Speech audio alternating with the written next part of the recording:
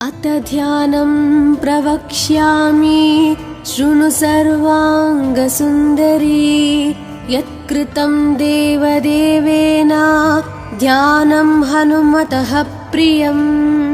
पञ्चवक्त्रं महाभीमं त्रिपञ्चनयनैर्युतं बाहुभिर्दशभिर्युक्तं सर्वकामार्थसिद्धिदम्। पूर्वं तु वानरं वक्त्रं कोटिसूर्यसमप्रभं दंष्ट्राकरालवदनं भ्रुकुटीकुटिलेक्षणम्। अस्यैव दक्षिणं वक्त्रं नारसिंहं महाद्भुतम् अत्युग्रतेजवपुषं भीषणं भयनाशनम्। पश्चिमं गारुडं वक्त्रं वक्रतुण्डं महाबलं सर्वनागाप्रशमनं विषभूतादिकृन्तनम्। उत्तरं सौकरं वक्त्रं कृष्णं दीप्तं नभोपमं पातालसिंहवेताल ज्वररोगादिकृन्तनम्। ऊर्ध्वं हयाननं घोरं दानवान्तकरं परम् येन वक्त्रेण विप्रेन्द्र तारकख्यं महासुरम्। जगानसरसं तत्स्यात् सर्वशास्त्रहरं परं ध्यात्वा पञ्चमुखं रुद्रं हनुमन्तं दयानिधिम्। खड्गं त्रिशूलं खट्वाङ्गं पाशाङ्कुशपर्वतं मुष्टिं कौमदकीं वृक्षं धारयन्तं कमण्डलम्। बिन्दिपालं ज्ञानमुद्रां दशाभिमुनिपुङ्गवम् एतानि युधजालानि धारयन्तं भजाम्यहम्। प्रीतासनोपविष्टं तं सर्वाभरणभूषितं दिव्यमाल्याम्बरधरं दिव्यगन्धानुलेपनम्। सर्वाश्चर्यमयं देवं हनुमद्विश्वतोमुखं पञ्चास्यम् अच्युतम् अनेक विचित्रवर्णावक्त्रम्। शशाङ्कशिखरं कपिराजवर्यं पीताम्बरादिमुकुटैरूपशोभिताङ्गम्। पिङ्गाक्षम् आद्यम् अनिशं मनसा स्मरामि। मर्कतीशं महोत्साहं सर्वाश्रुहरं परं शत्रुसंहारमां रक्ष श्रीमन्नापडनुद्धर। ॐ हरिमरकटमरकटमन्त्रमिदं परिलिख्यति लिख्यति वामतले। यदि नश्यति नश्यति शत्रुकलां यदि मुञ्चति मुञ्चति वामलता। इदं कवचं पठित्वात् महाकवच पठे नरः एकवारं जपे स्तोत्रं सर्वशत्रुनिवारणम्। द्विवारं तु पठे नित्यं पुत्रपौत्राप्रवर्धनम्। त्रिवारं च पठे नित्यं सर्वसमाप्तकरं शुभम्। चतुर्वारं पठे नित्यं सर्वरोगनिवारणम्। पञ्चवारं पठे नित्यं सर्वलोकवशङ्करम्। षड्वारं च पठे नित्यं सर्वदेवावशङ्करम्। सप्तवारं पठे नित्यं सर्वसौभाग्यदायकम्। अष्टवारं पठे नित्यं मिष्टकामार्थसिद्धिदम्। नववारं पठे नित्यं राजभोगमवाप्नुयात्। दशवारं पठे नित्यं त्रैलोक्यज्ञानदर्शनं। रुद्रावृत्तिं पठे नित्यं सर्वसिद्धिर्भवेर्ध्रुवम्। अथ ध्यानं प्रवक्ष्यामि शृणु सर्वाङ्गसुन्दरी। यत्कृतं देवदेवेन ध्यानं हनुमतः प्रियम्। पञ्चवक्त्रं महाभीमं त्रिपञ्चनयनैर्युतं। बाहुभिर्दशभिर्युक्तं सर्वकामार्थसिद्धिदम्। पूर्वं तु वानरं वक्त्रं कोटिसूर्यसमप्रभं। दंष्ट्राकरालवदनं भ्रुकुटीकुटिलेक्षणम्। अस्यैव दक्षिणं वक्त्रं नारसिंहं महाद्भुतम्। अत्युग्रतेजवपुषं भीषणं भयनाशनम्। पश्चिमं गारुडं वक्त्रं वक्रतुण्डं महाबलं। सर्वनागाप्रशमनं विषभूतादिकृन्तनम्। उत्तरं सौकरं वक्त्रं कृष्णं दीप्तं नभोपमं। पातालसिंहवेताल ज्वररोगादिकृन्तनम्। ऊर्ध्वं हयाननं घोरं दानवान्तःकरं परम्। येन वक्त्रेण विप्रेन्द्र तारकख्यं महासुरम्। जगानसरसं तत्स्यात् सर्वशास्त्रहरं परं। ध्यात्वा पञ्चमुखं रुद्रं हनुमन्तं दयानिधिम्। खड्गं त्रिशूलं खट्वाङ्गं पाशाङ्कुशपर्वतं। मुष्टिं कौमदकीं वृक्षं धारयन्तं कमण्डलम्। बिन्दिपालं ज्ञानमुद्रां दशाभिमुनिपुङ्गवम्। एतानि युधजालानि धारयन्तं भजाम्यहम्। प्रीतासनोपविष्टं तं सर्वाभरणभूषितं। दिव्यमाल्याम्बरधरं दिव्यगन्धानुलेपनम्। सर्वाश्चर्यमयं देवं हनुमद्विश्वतोमुखम्। पञ्चास्यम् अच्युतम् अनेक विचित्रवर्णावक्त्रम्। शशाङ्कशिखरं कपिराजवर्यं।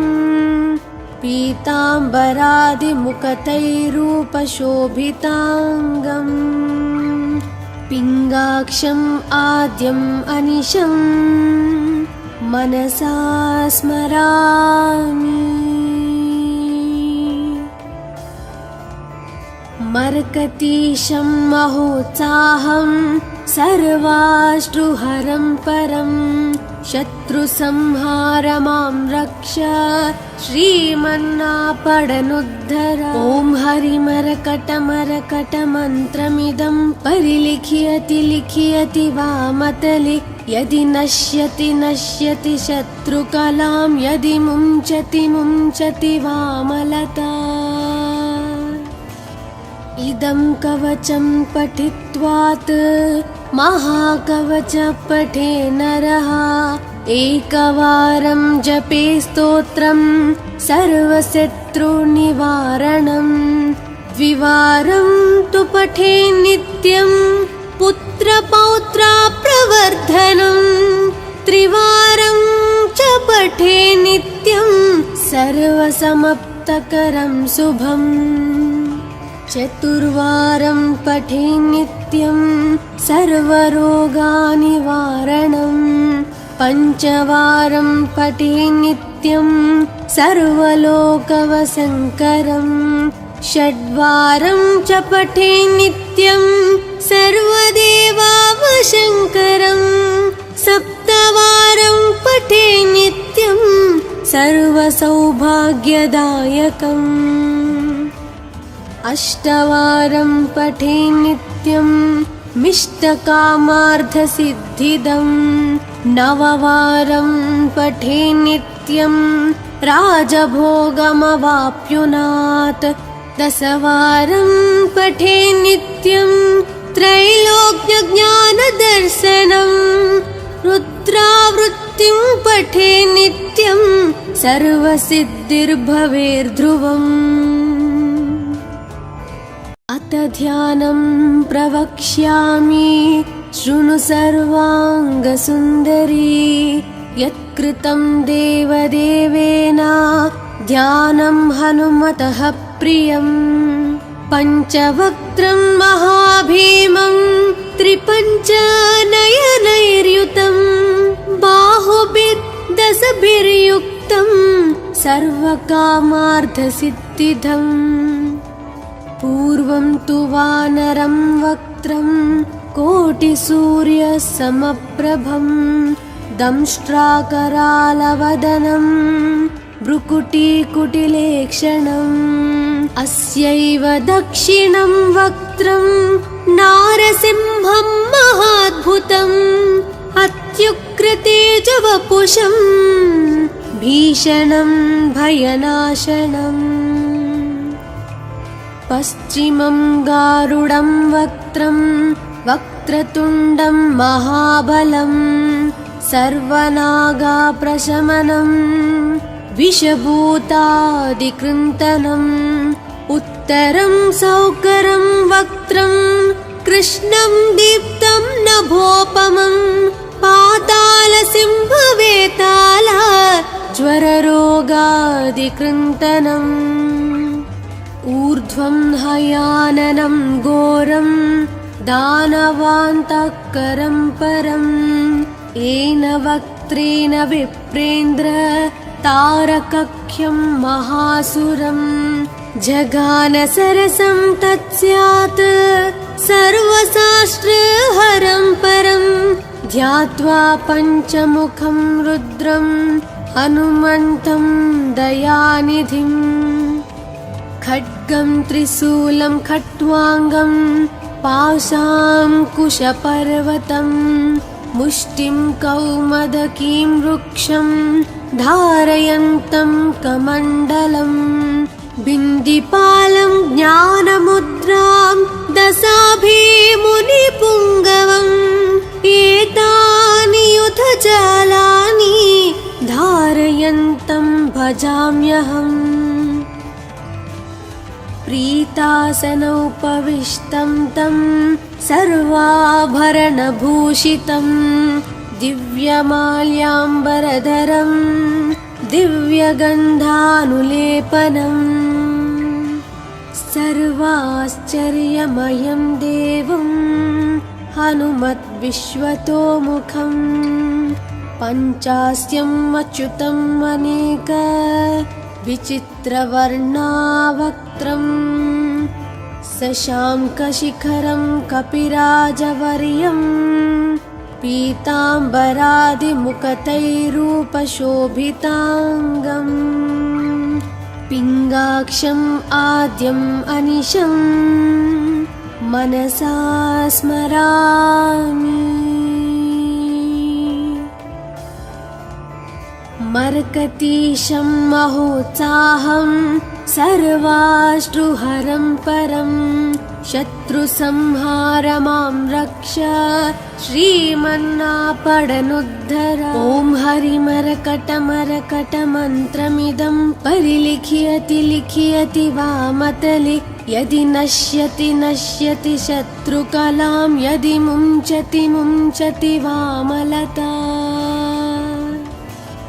इदं कवचं पठित्वात् महाकवच पठे नरः एकवारं जपे स्तोत्रं सर्वशत्रुनिवारणं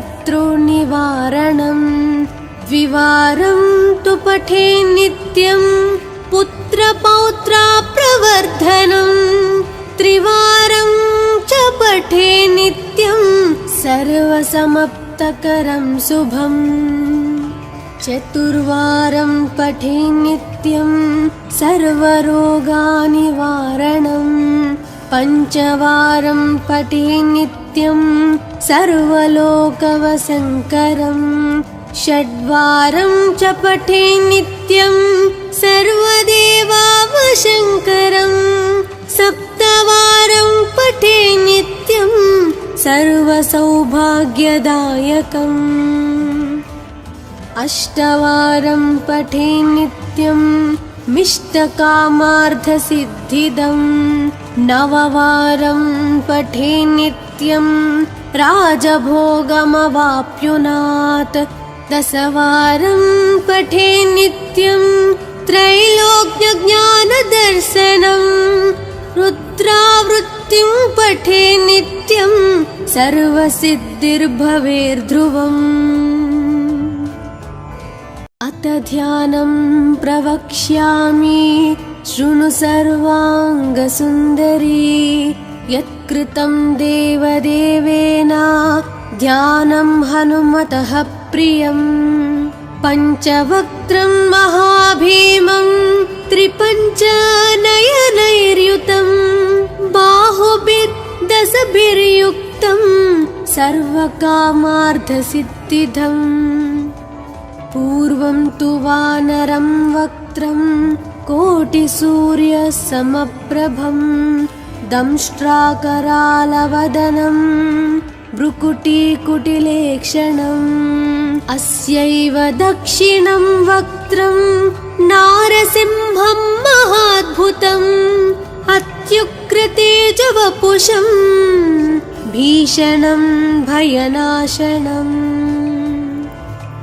पश्चिमं गारुडं वक्त्रं वक्रतुण्डं महाबलं सर्वनागाप्रशमनं विषभूतादिकृन्तनम् उत्तरं सौकरं वक्त्रं कृष्णं दीप्तं नभोपमं पातालसिंहवेताल ज्वररोगादिकृन्तनम् ऊर्ध्वं हयाननं घोरं दानवान्तकरं परम् येन वक्त्रेण विप्रेन्द्र तारकख्यं महासुरं जगानसरसं तत्स्यात् सर्वशास्त्रहरं परं ध्यात्वा पञ्चमुखं रुद्रं हनुमन्तं दयानिधिम् खड्गं त्रिशूलं खट्वाङ्गं पाशाङ्कुशपर्वतं मुष्टिं कौमदकीं वृक्षं धारयन्तं कमण्डलं बिन्दिपालं ज्ञानमुद्रां दशाभिमुनिपुङ्गवम् एतानि युधजालानि धारयन्तं भजाम्यहम् प्रीतासनोपविष्टं तं सर्वाभरणभूषितं दिव्यमाल्याम्बरधरं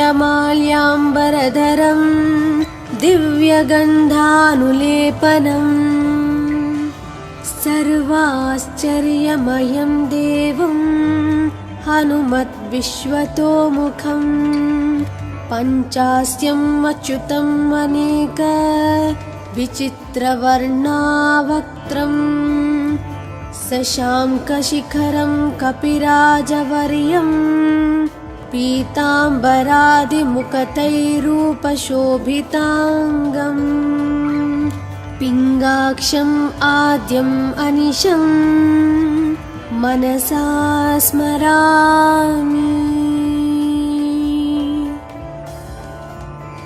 मर्कतीशं महोत्साहं सर्वाश्रुहरं परं शत्रुसंहारमां रक्ष श्रीमन्नापडनुद्धर। ॐ हरिमरकटमरकटमन्त्रमिदं परिलिख्यति लिख्यति वामतले। यदि नश्यति नश्यति शत्रुकलां यदि मुञ्चति मुञ्चति वामलता।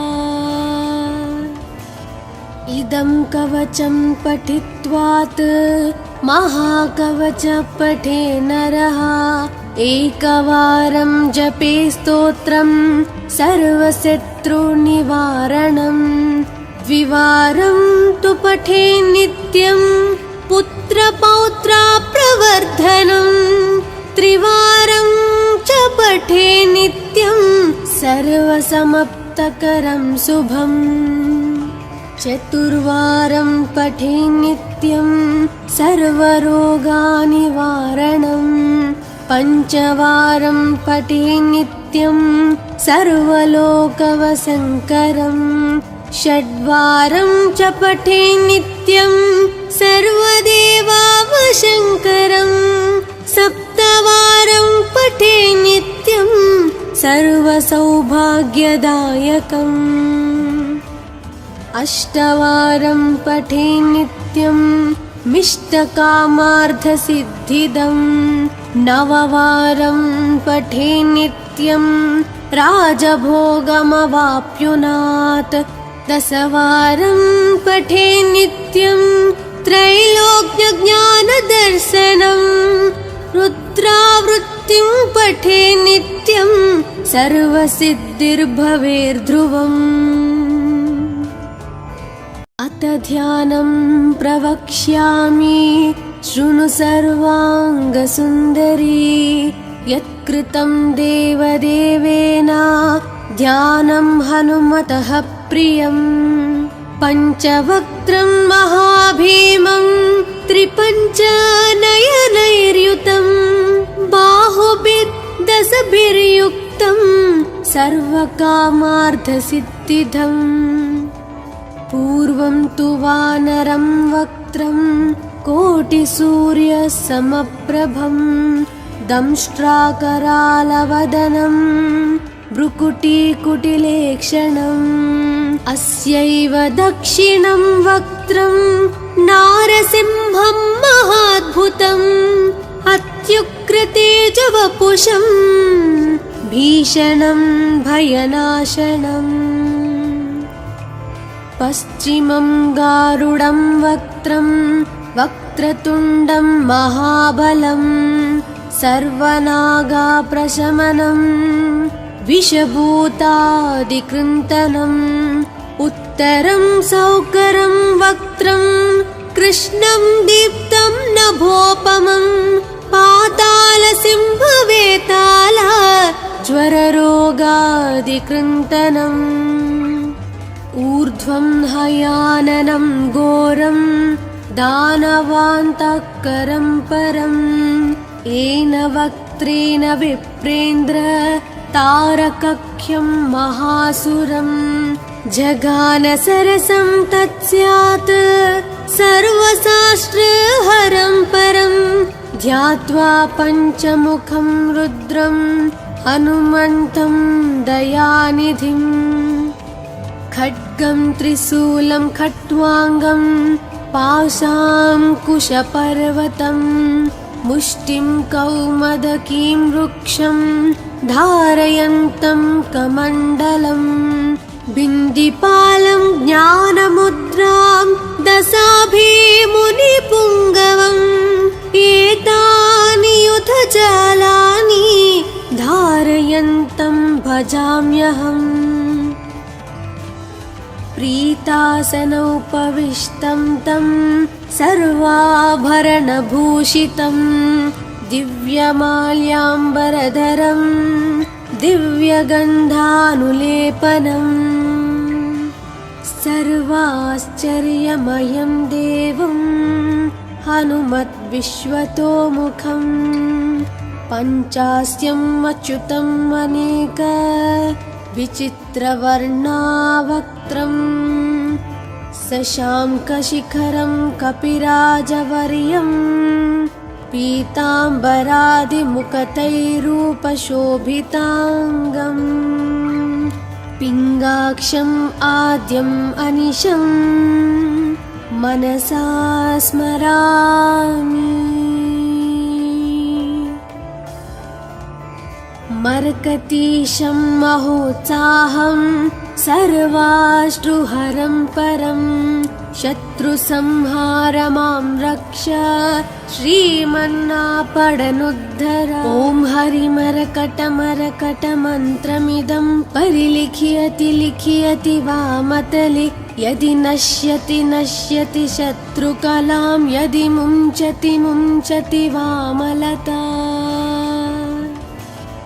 इदं कवचं पठित्वात् महाकवच पठे नरः एकवारं जपे स्तोत्रं सर्वशत्रुनिवारणं द्विवारं तु पठे नित्यं पुत्रपौत्रा प्रवर्धनं त्रिवारं च पठे नित्यं सर्वसमाप्तकरं शुभम् चतुर्वारं पठे नित्यं सर्वरोगनिवारणं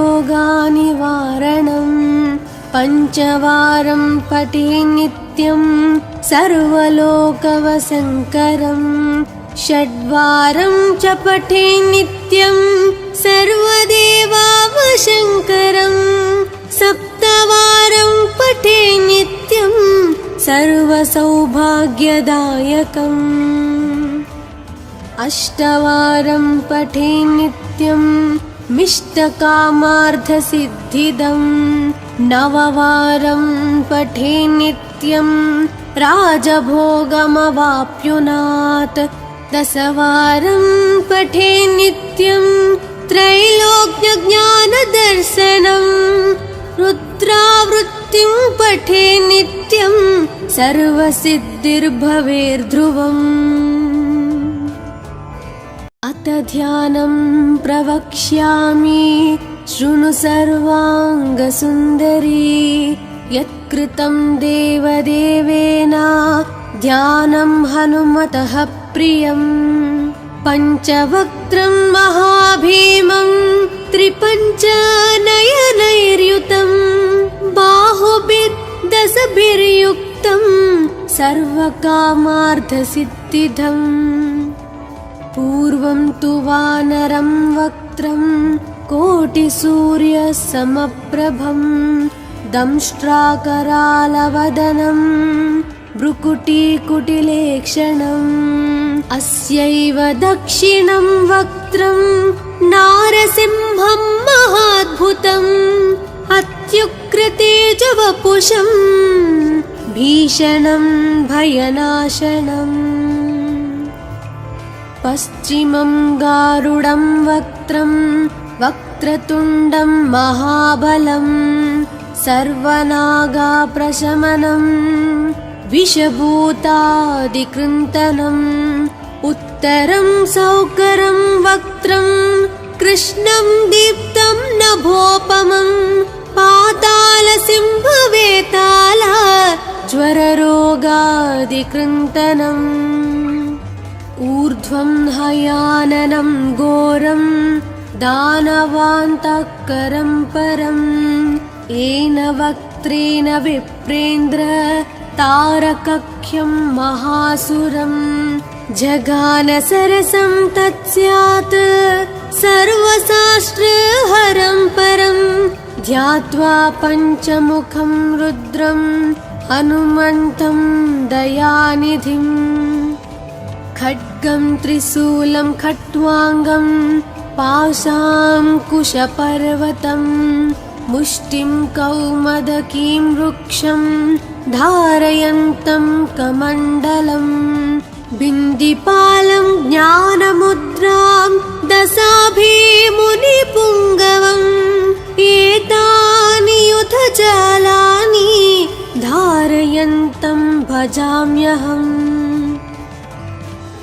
प्रीतासनोपविष्टं तं सर्वाभरणभूषितं दिव्यमाल्याम्बरधरं दिव्यगन्धानुलेपनम् सर्वाश्चर्यमयं देवं हनुमद्विश्वतोमुखम् पञ्चास्यम् अच्युतम् अनेक विचित्रवर्णावक्त्रम् शशाङ्कशिखरं कपिराजवर्यं पीताम्बरादिमुकुटैरूपशोभिताङ्गम् पिङ्गाक्षम् आद्यम् अनिशम् मनसा स्मरामि।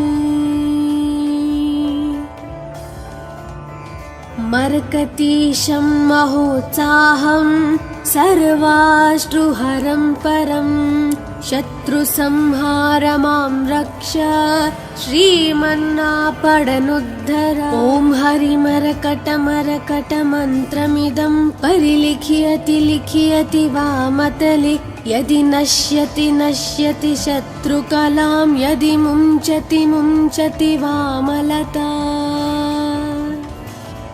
इदं कवचं पठित्वात् महाकवच पठे नरः एकवारं जपे स्तोत्रं सर्वशत्रुनिवारणम् द्विवारं तु पठे नित्यं पुत्रपौत्राप्रवर्धनम् त्रिवारं च पठे नित्यं सर्वसमाप्तकरं शुभम् चतुर्वारं पठे नित्यं सर्वरोगनिवारणम् पञ्चवारं पठे नित्यं सर्वलोकवशङ्करम् षड्वारं च पठे नित्यं सर्वदेवावशङ्करम् सप्तवारं पठे नित्यं सर्वसौभाग्यदायकम् अष्टवारं पठे नित्यं मिष्टकामार्थसिद्धिदम् नववारं पठे नित्यं राजभोगमवाप्नुयात् दशवारं पठे नित्यं त्रैलोक्यज्ञानदर्शनं रुद्रावृत्तिं पठे नित्यं सर्वसिद्धिर्भवेर्ध्रुवम्।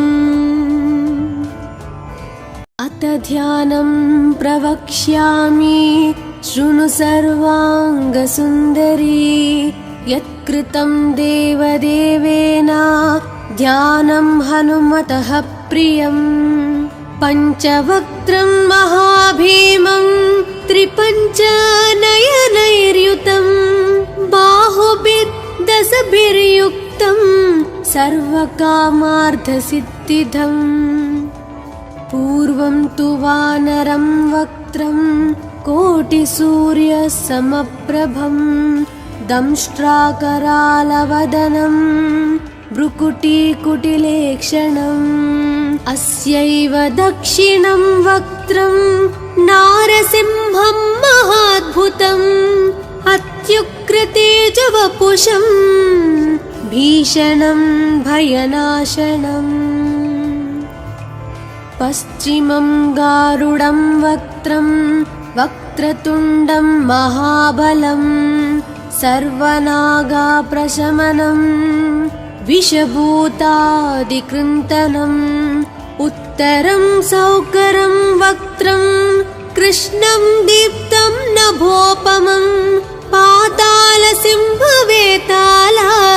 ज्वररोगादिकृन्तनम् ऊर्ध्वं हयाननं घोरं दानवान्तकरं परम् येन वक्त्रेण विप्रेन्द्र तारकख्यं महासुरं जगानसरसं तत्स्यात् सर्वशास्त्रहरं परं ध्यात्वा पञ्चमुखं रुद्रं हनुमन्तं दयानिधिम् खड्गं त्रिशूलं खट्वाङ्गं पाशाङ्कुशपर्वतं मुष्टिं कौमदकीं वृक्षं धारयन्तं कमण्डलम् बिन्दिपालं ज्ञानमुद्रां दशाभिमुनिपुङ्गवम् एतानि युधजालानि धारयन्तं भजाम्यहम् प्रीतासनोपविष्टं तं सर्वाभरणभूषितं दिव्यमाल्याम्बरधरं दिव्यगन्धानुलेपनम् सर्वाश्चर्यमयं देवं हनुमद्विश्वतोमुखम् पञ्चास्यम् अच्युतम् अनेक विचित्रवर्णावक्त्रम् शशाङ्कशिखरं कपिराजवर्यम् पीताम्बरादिमुखतैरूपशोभिताङ्गम् पिङ्गाक्षम् आद्यम् अनिशम् मनसा स्मरामि मर्कतीशं महोत्साहं सर्वाश्रुहरं परं शत्रुसंहारमां रक्ष श्रीमन्नापडनुद्धर ॐ हरिमरकटमरकटमन्त्रमिदं परिलिख्यति लिख्यति वामतले यदि नश्यति नश्यति शत्रुकलां यदि मुञ्चति मुञ्चति वामलता इदं कवचं पठित्वात् महाकवच पठे नरः एकवारं जपे स्तोत्रं सर्वशत्रुनिवारणं द्विवारं तु पठे नित्यं पुत्रपौत्राप्रवर्धनं त्रिवारं च पठे नित्यं सर्वसमाप्तकरं शुभम् चतुर्वारं पठे नित्यं सर्वरोगनिवारणं पञ्चवारं पठे नित्यं सर्वलोकवशङ्करं षड्वारं च पठे नित्यं सर्वदेवावशङ्करं सप्तवारं पठे नित्यं सर्वसौभाग्यदायकम् अष्टवारं पठे नित्यं मिष्टकामार्थसिद्धिदं नववारं पठे नित्यं राजभोगमवाप्नुयात् दशवारं पठे नित्यं त्रैलोक्यज्ञानदर्शनं रुद्रावृत्तिं पठे नित्यं सर्वसिद्धिर्भवेर्ध्रुवम्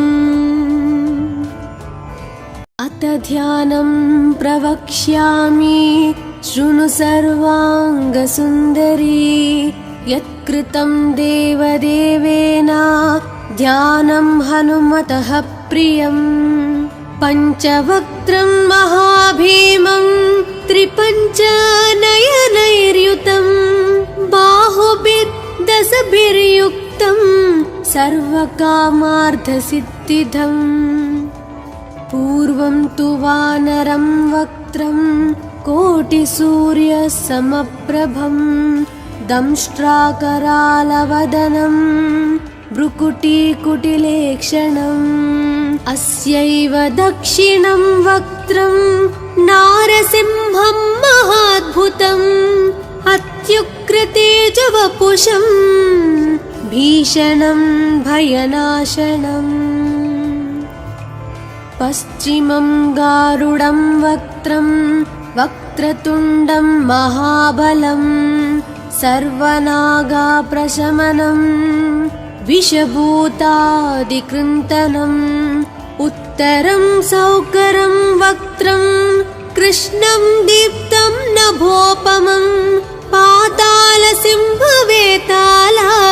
ज्वररोगादिकृन्तनम् ऊर्ध्वं हयाननं घोरं दानवान्तकरं परम् येन वक्त्रेण विप्रेन्द्र तारकख्यं महासुरं जगान सरसं तत्स्यात् सर्वशास्त्रहरं परं ध्यात्वा पञ्चमुखं रुद्रं हनुमन्तं दयानिधिं खड्गं त्रिशूलं खट्वाङ्गं पाशाङ्कुशपर्वतं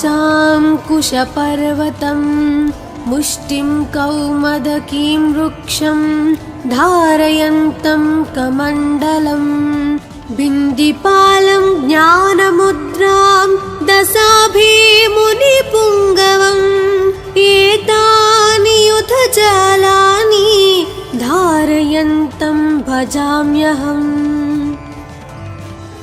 प्रीतासनोपविष्टं तं सर्वाभरणभूषितं दिव्यमाल्याम्बरधरं दिव्यगन्धानुलेपनम् सर्वाश्चर्यमयं देवं हनुमद्विश्वतोमुखं पञ्चास्यम् अच्युतम् अनेक विचित्रवर्णावक्त्रम् शशाङ्कशिखरं कपिराजवर्यं पीताम्बरादिमुकुटैरूपशोभिताङ्गम् पिङ्गाक्षम् आद्यम् अनिशं मनसा स्मरामि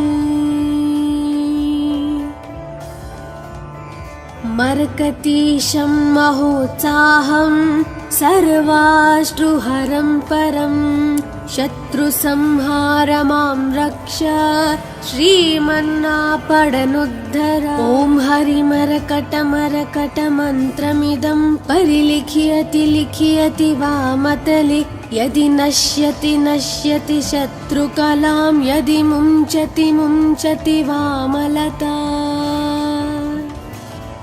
इदं कवचं पठित्वात् महाकवच पठे नरः एकवारं जपे स्तोत्रं सर्वशत्रुनिवारणं द्विवारं तु पठे नित्यं पुत्रपौत्राप्रवर्धनं त्रिवारं च पठे नित्यं सर्वसमाप्तकरं शुभम् चतुर्वारं पठे नित्यं सर्वरोगनिवारणं पञ्चवारं पठे नित्यं सर्वलोकवशङ्करं षड्वारं च पठे नित्यं सर्वदेवावशङ्करं सप्तवारं पठे नित्यं सर्वसौभाग्यदायकम् अष्टवारं पठे नित्यं मिष्टकामार्थसिद्धिदं नववारं पठे नित्यं राजभोगमवाप्नुयात् दशवारं पठे नित्यं त्रैलोक्यज्ञानदर्शनं रुद्रावृत्तिं पठे नित्यं सर्वसिद्धिर्भवेर्ध्रुवम् अथ ध्यानं प्रवक्ष्यामि शृणु सर्वाङ्गसुन्दरी यत्कृतं देवदेवेन ध्यानं हनुमतः प्रियम् पञ्चवक्त्रं महाभीमं त्रिपञ्चनयनैर्युतं बाहुभिर्दशभिर्युक्तं सर्वकामार्थसिद्धिदम् पूर्वं तु वानरं वक्त्रं कोटिसूर्यसमप्रभं दंष्ट्राकरालवदनं भ्रुकुटीकुटिलेक्षणम् अस्यैव दक्षिणं वक्त्रं नारसिंहं महाद्भुतम् अत्युग्रतेजवपुषं भीषणं भयनाशनम् पश्चिमं गारुडं वक्त्रं वक्रतुण्डं महाबलं सर्वनागाप्रशमनं विषभूतादिकृन्तनम् उत्तरं सौकरं वक्त्रं कृष्णं दीप्तं नभोपमं पातालसिंहवेताल ज्वररोगादिकृन्तनम् ऊर्ध्वं हयाननं घोरं दानवान्तःकरं परम् येन वक्त्रेण विप्रेन्द्र तारकख्यं महासुरम् जगानसरसं तत्स्यात् सर्वशास्त्रहरं परं ध्यात्वा पञ्चमुखं रुद्रं हनुमन्तं दयानिधिम् खड्गं त्रिशूलं खट्वाङ्गं पाशाङ्कुशपर्वतं मुष्टिं कौमदकीं वृक्षं धारयन्तं कमण्डलम् बिन्दिपालं ज्ञानमुद्रां दशाभिमुनिपुङ्गवम् एतानि युधजालानि धारयन्तं भजाम्यहम्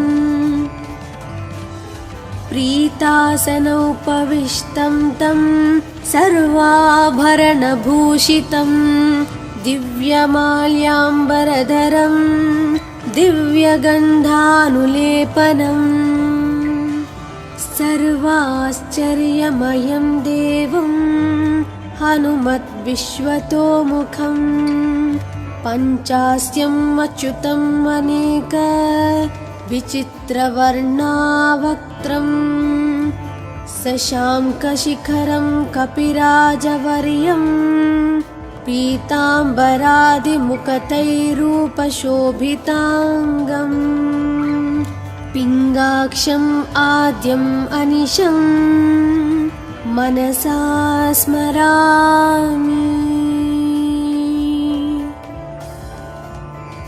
मर्कतीशं महोत्साहं सर्वाश्रुहरं परं शत्रुसंहारमां रक्ष श्रीमन्नापडनुद्धर ॐ हरिमरकटमरकटमन्त्रमिदं परिलिख्यति लिख्यति वामतले यदि नश्यति नश्यति शत्रुकलां यदि मुञ्चति मुञ्चति वामलता इदं कवचं पठित्वात् महाकवच पठे नरः एकवारं जपे स्तोत्रं सर्वशत्रुनिवारणम् द्विवारं तु पठे नित्यं पुत्रपौत्राप्रवर्धनम् त्रिवारं च पठे नित्यं सर्वसमाप्तकरं शुभम् चतुर्वारं पठे नित्यं सर्वरोगनिवारणम् पञ्चवारं पठे नित्यं सर्वलोकवशङ्करम् षड्वारं च पठे नित्यं सर्वदेवावशङ्करम् सप्तवारं पठे नित्यं सर्वसौभाग्यदायकम् अष्टवारं पठे नित्यं मिष्टकामार्थसिद्धिदम् नववारं पठे नित्यं राजभोगमवाप्नुयात् दशवारं पठे नित्यं त्रैलोक्यज्ञानदर्शनम् रुद्रावृत्तिं पठे नित्यं सर्वसिद्धिर्भवेर्ध्रुवम्